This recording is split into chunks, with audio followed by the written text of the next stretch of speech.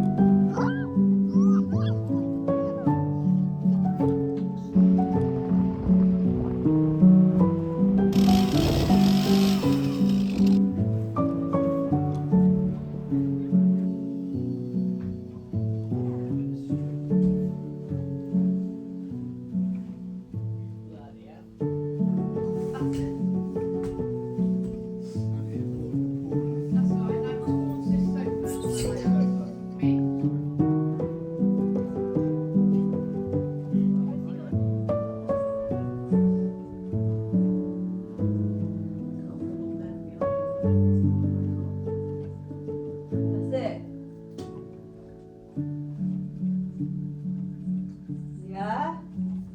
Okay. Woo! Oh, shit. Hey! So wonky.